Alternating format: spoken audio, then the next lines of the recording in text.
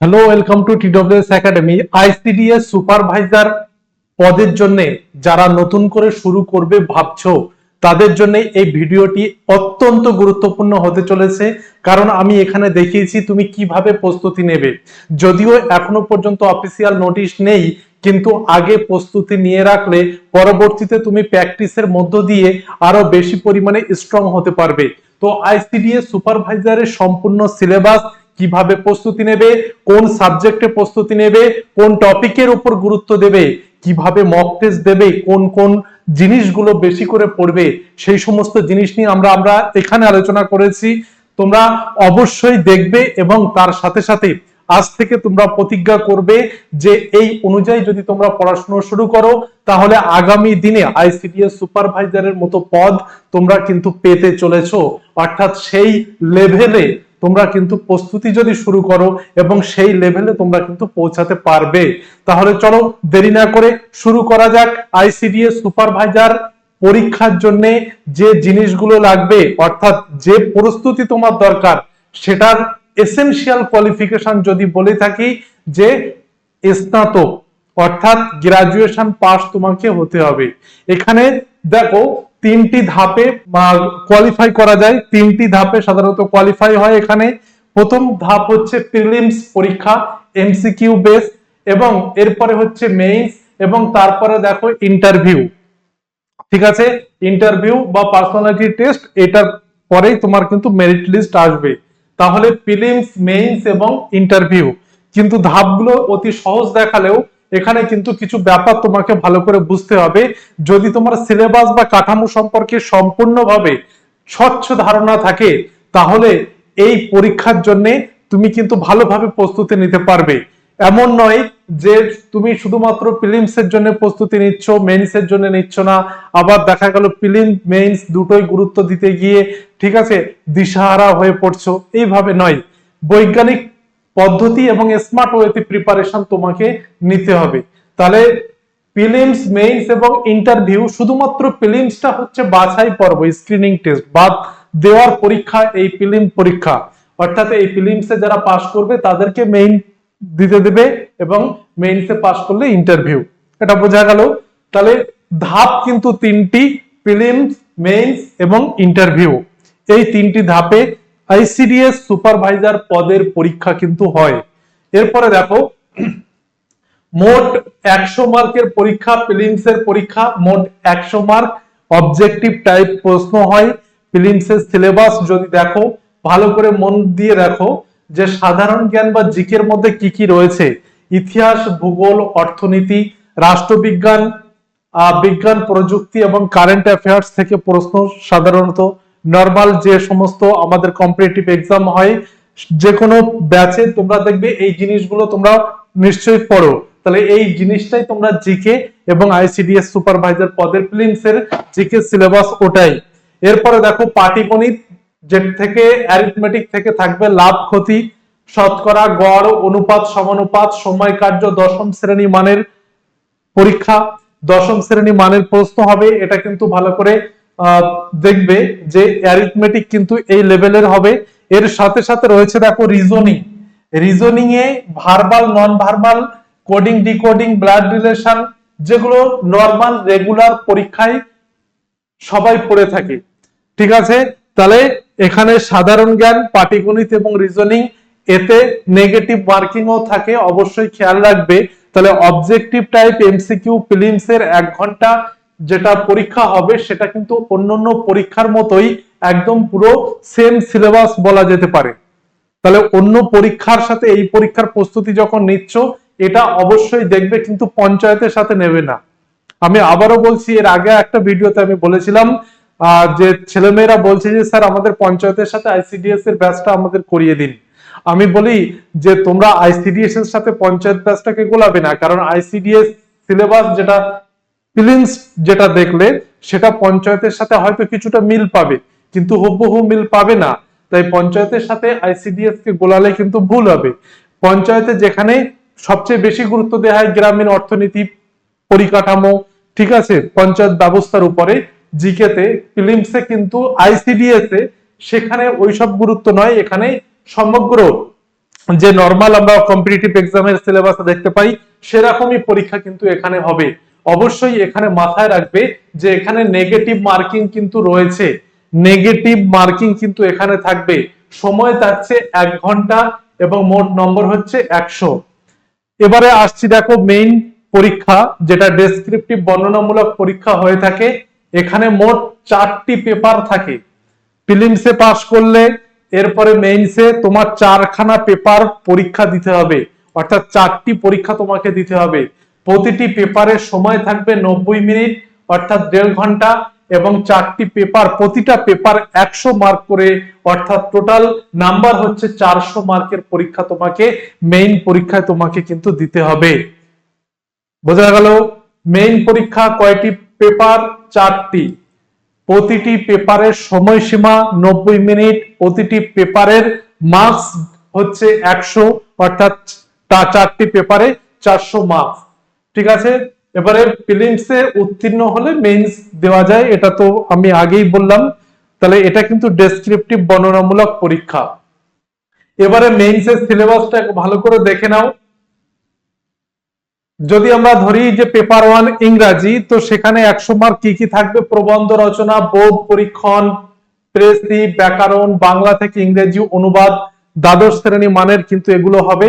এগুলো একাডেমিক স্তরে যেভাবে প্রস্তুতি নিয়েছিলে, একাডেমিক স্তরে যেভাবে প্রস্তুতি নিয়েছিলে ঠিক সেইভাবে প্রস্তুতি নেবে। একটু বেশি খেয়াল রাখবে প্র্যাকটিসের উপরে, তাহলে ইংরাজিতে নাম্বারটা কিন্তু আসবে। পেপার 2 তে মাতৃভাষা, যেটা সেখানে 100 মার্কের থাকবে, সেখানে একই সেম ব্যাপার, ল্যাঙ্গুয়েজ পেপারের মতো প্রবন্ধ রচনা, বোধ পরীক্ষা, প্রেসি, ব্যাকরণ, ইংরেজি থেকে মাতৃভাষায় অনুবাদ, এটাও কিন্তু দ্বাদশ শ্রেণীর লেভেলের পরীক্ষা। তাহলে মেইনসের সিলেবাস হচ্ছে ইংরাজি পেপার 1, পেপার 2 মাতৃভাষায় ঠিক 100 করে পরীক্ষা হচ্ছে। এরপরে দেখো পেপার 3 তে যেটা, সেটা হচ্ছে জেনারেল স্টাডিজ ও কারেন্ট অ্যাফেয়ার্স, যেখানে জীবন বিজ্ঞান, অর্থাৎ তোমার 9, 10, 11, 12 লেভেলের যে জীবন বিজ্ঞান, অর্থাৎ তুমি যে বিজ্ঞানটা পড়ছো, লাইফ সায়েন্স যেটা পড়ছো, পুষ্টি স্বাস্থ্য যে চ্যাপ্টার গুলো রয়েছে সেটা খুঁটিয়ে ধরে ধরে বেসিক থেকে পড়বে। শিশুর যত্নের প্রাথমিক ধারণা, নারী ক্ষমতায়ন, সমাজ কল্যাণ নীতি, ইতিহাস, ভূগোল, পরিবেশ এবং যে কন্টিনিউয়াস ঘটনা বলি সেগুলো কিন্তু তোমাকে পড়তে হবে। তাহলে জেনারেল স্টাডিজ এবং কারেন্ট অ্যাফেয়ার্স থেকে এটা পেপার 3। পেপার 4 হচ্ছে পাটিগণিত, যেখানে শতকরা, লাভ ক্ষতি, সরল, চক্রবৃদ্ধি সুদ, অনুপাত, সময় কার্য, সময় দূরত্ব, পরিমিতি। ঠিক আছে? এগুলো 10ম শ্রেণীর লেভেল, কিন্তু এটাও তোমাকে পরীক্ষা দিতে হবে ডেসক্রিপটিভ। অর্থাৎ টোটাল যে পেপার গুলো দেখালাম, পেপার 1 ইংরাজি, paper 2 Bangla, paper 3 general studies, paper 4 হচ্ছে পাটিগণিত। প্রতিটা পেপার 100 মার্ক করে, অর্থাৎ টোটাল তোমাকে 400 মার্কের পরীক্ষা কিন্তু দিতে হবে। বোঝাতে পারলাম? প্রতিটা পেপার 100 মার্ক করে, 4টি পেপারে 400 মার্ক তোমাকে দিতে হবে। কোন কোন পেপারে কি কি টপিক রয়েছে এখানে দেখিয়ে দিয়েছি। এরপরে হচ্ছে ধাপ 3 তে হচ্ছে মৌখিক পরীক্ষা, যেখানে ব্যক্তিত্ব, তোমার পার্সোনালিটি দেখা হবে, যোগাযোগ দক্ষতা, আইসিডিএস সুপারভাইজার। ঠিক আছে? তোমাকে যোগাযোগ দক্ষতা, তুমি কতটা মানুষকে কিভাবে লিড দিতে পারো, মানে কিভাবে তুমি পরিচালনা, ম্যানেজমেন্ট ক্ষমতা, এগুলো দেখা হবে। সচেতনতা, অ্যাওয়ারনেসটা অবশ্যই দেখা হবে।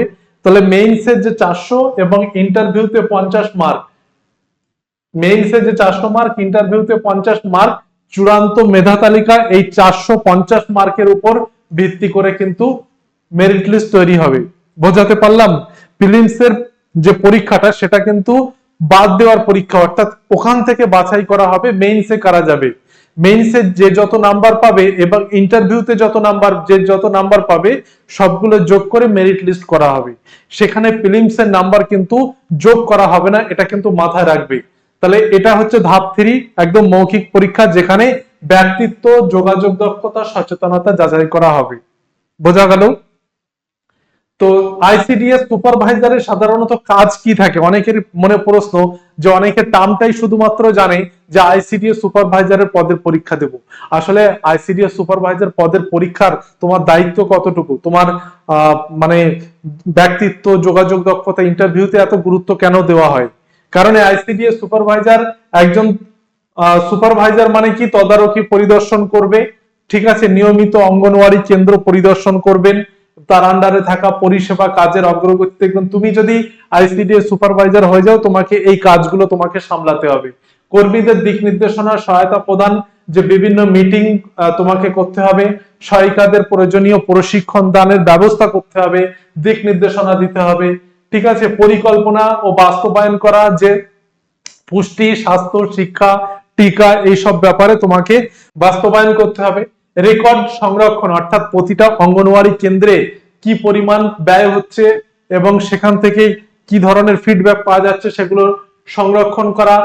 স্বাস্থ্য পুষ্টি পরিষেবা নিশ্চিত করা, ঠিক আছে, সমাজের সাথে সমন্বয় সচেতনতা বৃদ্ধি করা, ঠিক আছে, শুধুমাত্র শিশুদের নয়, গর্ভবতী মহিলা যারা রয়েছে এবং তাদেরও কিন্তু এই প্রকল্পের আওতায় আনা হয়েছে, সেগুলো সুপারভাইজারের দায়িত্ব হচ্ছে সমন্বয় সাধন করা, ঠিক আছে, প্রশিক্ষণ সভা বৈঠকের আয়োজন করা, সরকারি যে নির্দেশ উপর থেকে আসবে সেটা বাস্তবায়ন করা অঙ্গনওয়াড়ি কেন্দ্রের মাধ্যমে, নিয়মিত মূল্যায়ন ও গুণমান নিশ্চিতকরণ, সবগুলোই হচ্ছে আইসিডিএস সুপারভাইজারের কাজ। একজন সুপারভাইজার, যে কোনো কাজের একজন সুপারভাইজারের যেমন কাজ, আইসিডিএস সুপারভাইজার একজন ম্যাডামেরও সেই কাজ কিন্তু হয়ে থাকে। বোঝাতে পারলাম? বোঝাতে পারলাম? এরপরে দেখো, আইসিডিএস সুপারভাইজারের পদের পরীক্ষা হয়েছিল 2019-এ, ঠিক আছে। তো 19-এর কিছু কোশ্চেন এক ঝলক যদি তোমরা দেখো তাহলে তোমরা বুঝতে পারবে যে প্রশ্ন কেমন হয় সাধারণত। দেখো, জিকে থেকে প্রশ্ন রয়েছে, ভারতের সংলগ্ন প্রতিবেশী রাষ্ট্রের সংখ্যা কত? 8, 7, 6, 9, অর্থাৎ ভারতে তার প্রতিবেশী দেশের সংখ্যা কয়টি? বেলজিয়ামের রাজধানীর নাম কি? ঠিক আছে। এরপরে রয়েছে অঙ্কের থেকে রয়েছে, দেখো, কবিতার আয় সবিতার আয় অপেক্ষা 10% বেশি, সবিতার আয় কবিতার আয় অপেক্ষা কত কম? এই ধরনের প্রশ্ন আইসিডিএস সুপারভাইজারের প্রিলিমস এর পরীক্ষায় এসেছে। পৃথিবীতে কোনটি সর্ববৃহৎ লবণাক্ত হ্রদ? ঠিক আছে, এগুলো জিকের প্রশ্ন। তারপরে পিতা পুত্রের অঙ্কের প্রশ্ন রয়েছে, দেখো, পিতার বর্তমান বয়স তার কন্যার বর্তমান বয়সের 3 গুণ, 15 বছর আগে পিতার বয়স তার পুত্রের বয়সের 6 গুণ ছিল, কন্যাটি পুত্র অপেক্ষা 4 বছরের ছোট হলে পিতার বয়স নির্ণয় করো। এই ধরনের পিতা পুত্রের অঙ্ক থেকে থাকবে। এছাড়া সাংকেতিক ভাষায় থ্যাঙ্কস লেখা হয় SKNTH, সেই সাংকেতিক করে স্টুপিড কিভাবে লেখা হবে, এগুলো রিজনিং, এগুলো এখান থেকে রয়েছে। তো এইভাবে তোমাকে প্রস্তুতি নিতে হবে কোশ্চেনের লেভেল অনুযায়ী, ঠিক আছে। কোশ্চেন গুলো ভালো করে দেখবে, প্রিভিয়াস ইয়ারের এক ঝলক তোমাকে আমি দেখিয়ে দিলাম যে এই লেভেল থেকে সাধারণত প্রশ্নগুলো আসে। দেখো, যে সামনে পরীক্ষা যদি আসে এবং তার প্রতিযোগিতাও হবে একটু বেশি, তাই তোমাকে শুধুমাত্র এই লেভেলের কথা চিন্তা করলে হবে না, যাতে কঠিন প্রতিযোগিতার মুখোমুখি হয়েও সঠিকভাবে আনসার করে আসতে পারো, সেই লেভেলে তোমাকে প্রস্তুতি কিন্তু নিতে হবে।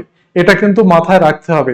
অনেকে আমাদের হেল্পলাইন নাম্বারে কল করে জিজ্ঞাসা করে যে স্যার, যে আমরা প্রস্তুতি তো নেব কিন্তু কিভাবে নেব? আমরা প্রস্তুতি তো নেব কিন্তু কিভাবে আমরা প্রস্তুতিটা নেব? কারণ আমরা বাড়ির কাজ করে থাকি, ঠিক আছে, অনেক সময় সংসার সামলে, সন্তান সামলে আমরা কিভাবে প্রস্তুতি নেব? আমরা স্যার বুঝতে পারছি না, ঠিক আছে। এইভাবে আমরা প্রতিনিয়ত কল পেয়ে থাকি যে আইসিডিএস সুপারভাইজার স্যার একটু সাজেশন দিন, আমরা কিভাবে পড়বো। অনেকদিন পড়াশোনা থেকে বাইরে বেরিয়ে আছি, অনেকদিন পড়াশোনা থেকে বাইরে রয়েছি, আমরা কিভাবে নতুন করে শুরু করতে চাই। তো তোমাদের জন্য এই ভিডিওটা অবশ্যই হেল্পফুল হবে। আর তোমাদেরকে আমি বলে রাখি যে তোমরা কিন্তু পড়াশোনা শুরু করবে এইভাবে যে তুমি একদম নতুন ভাবে শিখছো, ঠিক আছে, নতুন ভাবে শিখছো, এবং এই নতুন ভাবে শিখতে গেলে তোমাকে টাইম দিতে হবে। হ্যাঁ, তুমি টাইম নাও, তুমি যখনই টাইম পাবে তুমি তখনই পড়বে এবং টাইম নেবে, কারণ এখনো অফিসিয়াল নোটিফিকেশন সামনে আসেনি। তো নোটিফিকেশন আসবে, পরীক্ষার ফর্ম ফিল আপ হবে, অ্যাডমিট আসবে, পরীক্ষা হবে, ঠিক আছে, এটাই প্রক্রিয়া। কিন্তু এই প্রক্রিয়াটা ওই প্রথম ধাপ এখনো শুরু হয়নি, তাই তুমি প্রস্তুতি নেবে, যত দেরি হবে প্রস্তুতি কিন্তু তোমার স্ট্রং করতে হবে। তাই প্রস্তুতির প্রথম ধাপ হচ্ছে, দেখো, সিলেবাস ও প্রশ্নপত্র, অর্থাৎ তুমি যে সিলেবাস, কোন সিলেবাসে তোমার পরীক্ষা হবে সেটা সম্পর্কে স্বচ্ছ ধারণা তোমাকে থাকতে হবে। গত 3-4 বছরের পুরানো প্রশ্নপত্র তোমাকে কালেক্ট করে রাখতে হবে। পরীক্ষা তো একবারই হয়েছিল 2019-এ, তো 19-এর প্রশ্নপত্র দেখেও খুব বেশি যে লাভ হবে তা নয়, তবে হ্যাঁ অবশ্যই তুমি দেখবে ওই সময় 2019-এ আইসিডিএস সুপারভাইজারের যে প্রশ্ন সেটা তুমি দেখবে ওই লেভেলের পড়াশোনা থেকে শুরু করে আরো আপ লেভেলে তোমাকে পড়াশোনা করতে হবে। অবশ্যই সিলেবাস ও প্রশ্নপত্র সম্পর্কে স্বচ্ছ ধারণা তোমাকে রাখতে হবে। এর সাথে সাথে বেসিক বই সংগ্রহ তোমাকে করতে হবে। বেসিক বই বলতে স্যার দেখো, বেসিক বই বলতে পশ্চিমবঙ্গ মধ্যশিক্ষা পর্ষদ অনুমোদিত অষ্টম থেকে দশম শ্রেণী পর্যন্ত যে টেক্সট বইগুলো রয়েছে সেই বইগুলো তুমি খুঁটিয়ে পড়বে। বিশেষ করে লাইফ সায়েন্সের যে পুষ্টি অধ্যায় থেকে শুরু করে ইতিহাস, ভূগোল, ভৌতবিজ্ঞান থেকে শুরু করে অঙ্ক থেকে শুরু করে সমস্ত কিছু তুমি খুঁটিয়ে পড়বে। তাহলে কি হবে, এটা তোমার বেস বা ভিত্তি কিন্তু তৈরি হবে। শুরুতেই তুমি একটা আইসিডিএস এর বই কিনে নিলে কোনো একটা প্রকাশনার, কখনোই এটা করতে যেও না, কখনোই এটা করতে যেও না। কারণ আইসিডিএস সুপারভাইজার 2019-এ পরীক্ষা হলেও তার 2026-এ যদি পরীক্ষা হয়, তার যদি কোনো কিছু চেঞ্জেস আসে তাহলে সেটা তুমি বইতে পাবে না। তাই তুমি গোড়া থেকে শুরু করো, বেসিক থেকে শুরু করো, মূল থেকে শুরু করো, যে তুমি অষ্টম থেকে দশম শ্রেণীর ইতিহাস, ভূগোল, জীবন বিজ্ঞান, পুষ্টি, স্বাস্থ্য, এই মানে এই টপিক গুলো তুমি পড়তে থাকো, এই জিনিসগুলো রিভিশন দিতে থাকো, ঠিক আছে? তাহলে তোমার বেসটা ক্লিয়ার হয়ে যাবে। কি বললাম বোঝা গেল? এবং দ্বিতীয় ধাপটা হচ্ছে দেখো, যে সহজ বিষয় দিয়ে শুরু করতে হবে। সহজ বিষয় দিয়ে শুরু করতে হবে। এমন একটা কঠিন সাবজেক্ট নিয়ে বসলে যে পড়তে পড়তে ঘুম পেয়ে গেল, ভয়তে পালিয়ে গেলে, ঠিক আছে? বা এমন একটা অঙ্ক শুরু করতে হবে, অঙ্কে তোমার ভয়, তো এমন একটা কঠিন অঙ্ক দিয়ে তুমি শুরু করেছো যে পরের দিন ইন্টারেস্টই হারিয়ে গেছে চাকরি করার। এরকম না করে সহজ গুলো দেখো, সহজ থেকে শুরু করো।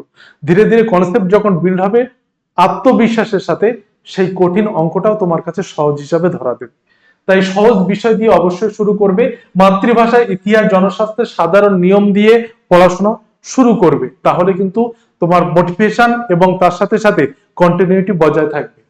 এবার আসছি ছোট ছোট কন্টেন্টে, যে ভিডিও এবং শর্টস এর মাধ্যমে 20 থেকে 30টি চাইল্ড ডেভেলপমেন্ট বলো বা অন্য কোনো টপিক বলো, যেগুলো অবশ্যই দেখবে, ঠিক আছে?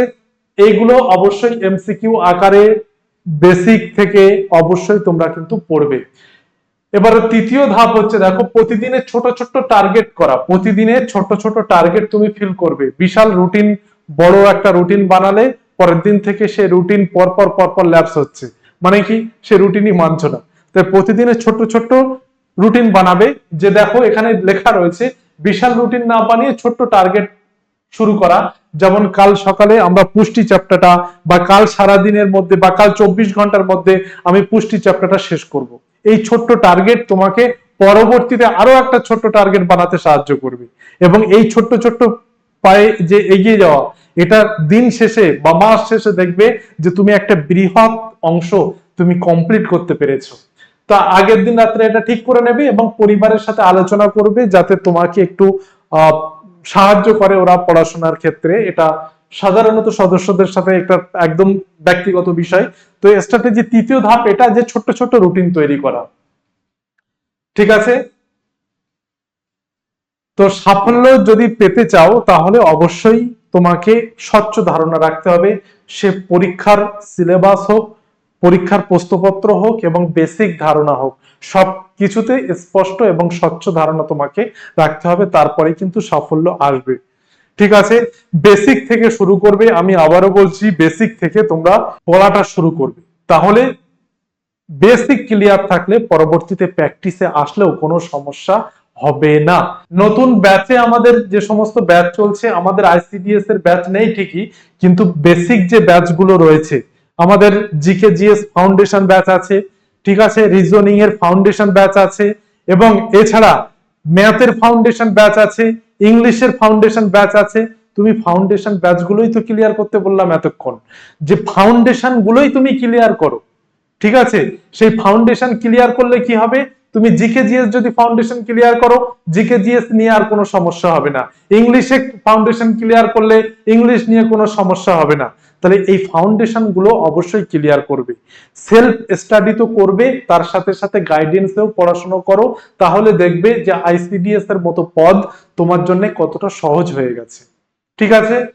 আমাদের যে 3খানা চ্যানেল রয়েছে, the way of solution, TWS academy, TWS smart, এই 3টি চ্যানেলকে অবশ্যই ফলো রাখবে। আইসিডিএস সংক্রান্ত যে কোনো তথ্যের জন্য সবার আগে কিন্তু তুমি এই 3টি চ্যানেলের যে কোনো একটিতে পাবে, এবং সঠিক গাইডেন্স, প্রপার গাইডেন্স তুমি কিন্তু এখান থেকে পাবে। যদি আমাদের কোনো ব্যাচে তুমি ভর্তি হতে চাও, ঠিক আছে, কোনো ব্যাচে ভর্তি হতে চাইলে অবশ্যই DWS একাডেমি অ্যাপটা ইনস্টল করবে, ঠিক আছে, এবং সেখান থেকে রেজিস্টার করবে, পেইড কোর্সে যাবে, দেখবে ব্যাচের বিভিন্ন ফোল্ডার রয়েছে, আলাদা আলাদা সাবজেক্ট ওয়াইজ ফোল্ডার আছে, ঠিক আছে, আলাদা আলাদা সাবজেক্টের ব্যাচ আছে, তোমার যেটা ইচ্ছা সেটাতে ভর্তি হবে, ঠিক আছে। এই ইজি অ্যাক্সেসেবল এবং রিজনেবল প্রাইসে কিন্তু তুমি ব্যাচ পাবে। তাহলে সবাই ভালো থাকবে, সুস্থ থাকবে এবং চেষ্টা করবে যে আইসিডিএস এর বেসিক থেকে কোর জিনিসগুলো ধীরে ধীরে শুরু করতে, তাহলে কিন্তু সাফল্য অতি দ্রুত তোমার হাতের নাগালের মধ্যে পাওয়া যাবে। সবাই ভালো থাকবে, সুস্থ থাকবে এবং পড়াশোনা করবে।